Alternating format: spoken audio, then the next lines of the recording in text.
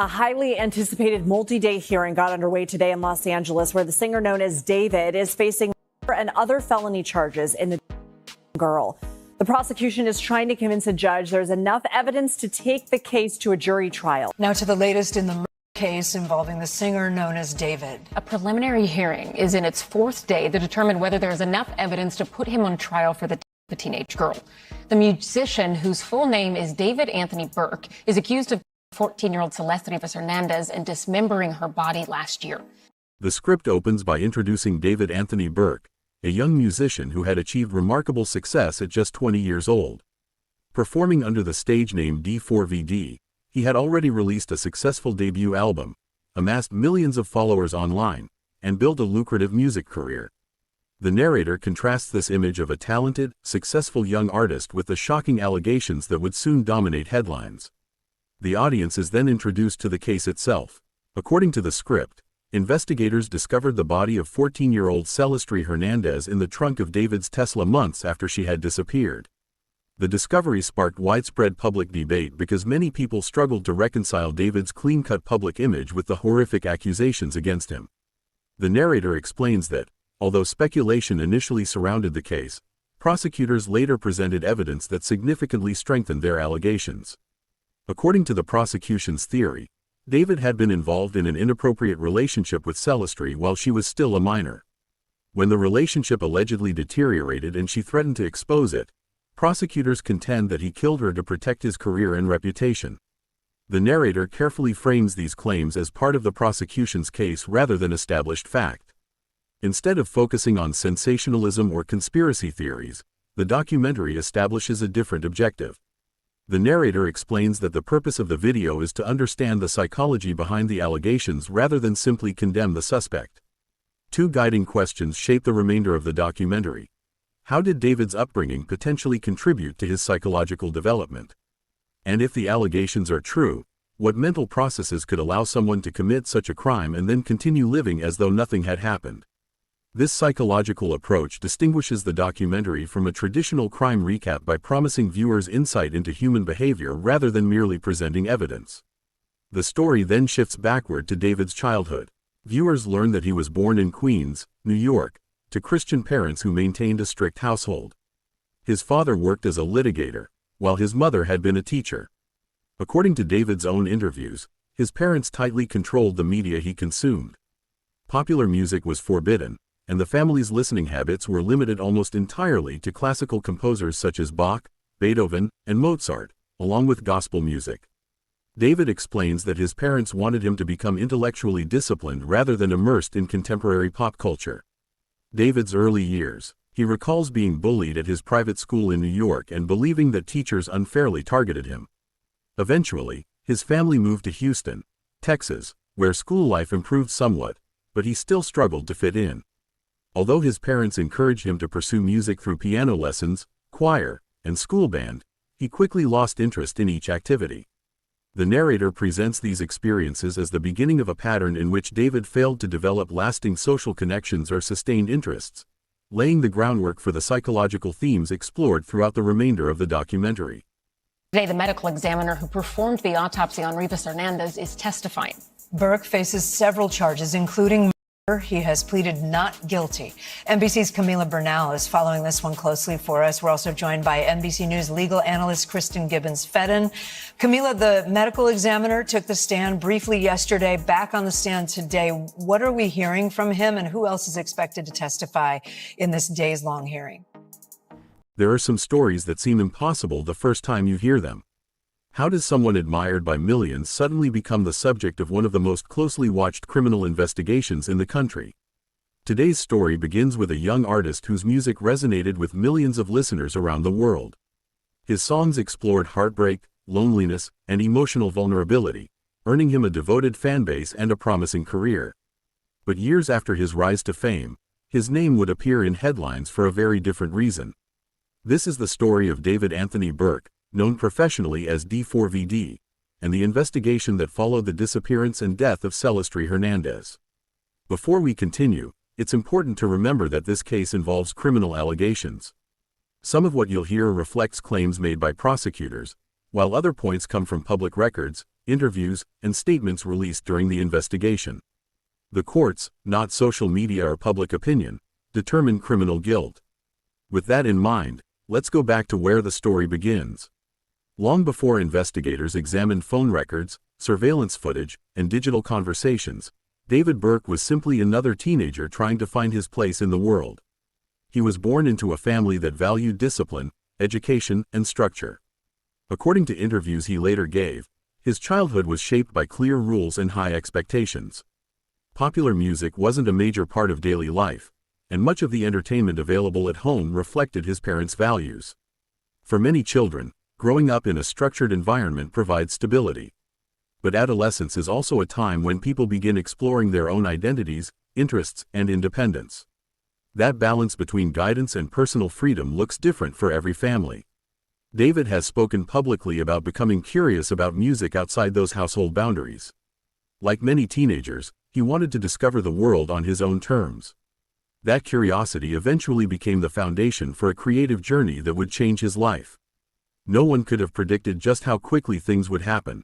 Unlike many artists who spend years performing in local venues before finding an audience, David's path into music was unusually modern. The internet became his stage. As online platforms gave independent creators direct access to millions of listeners, talented young musicians no longer needed traditional industry connections to build careers. A single song could travel across continents overnight. That is exactly what happened. His emotional songwriting struck a chord with listeners, particularly younger audiences who connected with themes of heartbreak, uncertainty, and isolation. Streams climbed into the millions. Followers multiplied. Record labels took notice. What had started as a personal creative outlet transformed into a full-time career. To fans, David appeared grounded despite his rapid success. Interviews painted the picture of a thoughtful young artist adapting to sudden fame while continuing to make music that felt personal. But success often brings new pressures. Public attention grows. Privacy disappears. Every decision is examined. Every friendship becomes a topic of discussion. And every mistake, real or perceived, can become front-page news. At the time, however, few people imagined that a criminal investigation would one day overshadow his music. While David's career continued to grow, another story was unfolding far away from sold-out performances and streaming charts. A teenage girl disappeared. For her family, each passing day brought more uncertainty. Investigators began doing what they always do in missing person cases: gathering surveillance footage, interviewing witnesses, reviewing phone records, and trying to reconstruct the final confirmed movements of the missing child. Every tip was examined. Some led nowhere. Others raised more questions than answers. As days turned into weeks, concern deepened. Cases involving missing children demand urgency because every hour matters. Investigators know that early decisions can shape the entire direction of an inquiry. At first, there was no clear public indication that the investigation would intersect with the life of a rising music star. That connection, according to investigators, would emerge only after evidence began pointing toward previously unknown relationships and digital communications. Exactly how those connections developed would become one of the central questions in the investigation. One of the most difficult aspects of high-profile criminal cases is separating a person's public identity from the evidence collected by investigators. People naturally compare two versions of the same individual: the celebrity seen by millions, and the private person known only to family, close friends, and investigators. Those two versions are not always identical, but they are not always contradictory either. That's why experienced investigators focus on evidence rather than assumptions.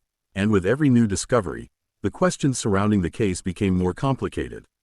As the search for Celestri Hernandez continued, investigators focused on the same questions that drive every missing person case. Who was the last person known to have contact with her? Where had she been in the days before she disappeared? And what evidence could verify those answers? Rather than relying on a single clue, detectives began building a timeline from multiple independent sources. Digital evidence, surveillance footage, witness interviews, and location data were examined together to reconstruct her final known movements. One of the first priorities was obtaining records from her electronic devices and social media accounts. Modern investigations often depend on digital footprints, and detectives wanted to understand who she had been communicating with, how frequently those conversations occurred, and whether any plans had been made before she disappeared. According to court filings and public reporting, Those records led investigators to communications between Celestri and David Anthony Burke. Detectives then sought to determine when the two first became acquainted, how often they communicated, and whether those interactions continued in the period leading up to her disappearance. Investigators compared phone records, messaging logs, and account activity with other evidence to see whether different sources supported the same sequence of events. Their goal was not simply to identify contact between the two, but to establish a timeline that could be independently verified. As the investigation expanded, detectives also interviewed individuals who knew either Celestri or David. Friends, relatives, and other potential witnesses were asked about their observations, conversations, and any information that might help explain the relationship or provide context for the days before Celestri went missing. Surveillance footage from locations relevant to the investigation was also reviewed where available. Investigators frequently use video evidence to confirm or challenge witness statements, establish travel routes, or verify the timing of key events. Another significant part of the inquiry involved forensic evidence. Investigators collected and analyzed physical evidence that they believed could help determine what had happened. In criminal investigations, forensic testing is intended to support, or refute, a theory by comparing physical evidence with documented facts rather than relying solely on testimony. As investigators assembled these different pieces, prosecutors concluded that they had enough evidence to pursue criminal charges. Their case, as outlined in court documents, is based on the totality of the evidence they gathered rather than on any single witness or item of proof. The defense, however, disputes the prosecution's interpretation of that evidence. Defense attorneys have challenged aspects of the government's case and maintain that the allegations must be tested through the judicial process. As with any criminal prosecution, the burden remains on the state to prove its case beyond a reasonable doubt. This distinction is important. An arrest or indictment is not a conviction, and evidence presented by either side is subject to examination in court. Witnesses may be cross-examined, forensic findings may be challenged, and additional information can emerge as legal proceedings continue. With investigators believing they had reconstructed the key events and the defense contesting those conclusions, the case moved from an active investigation into the courtroom, where the evidence would ultimately be evaluated under the rules of law. Public opinion can form quickly, especially in high-profile cases involving celebrities. But courtroom decisions are based on evidence presented under legal standards, not on headlines, online discussions, or viral clips. As the proceedings continue, both sides have the opportunity to present their arguments before a judge or jury, and the outcome will ultimately depend on what can be proven in court. As more information becomes available through the courts, the public record may continue to evolve. Until then, the distinction between verified facts, allegations, and opinion remains essential. Thank you for watching. If you found this documentary informative and appreciate balanced, evidence-based coverage of major criminal cases, consider subscribing to Prime Crime Execution. We examine the facts, explore the investigations, and follow the legal process with accuracy and respect for everyone involved. Thank you for watching.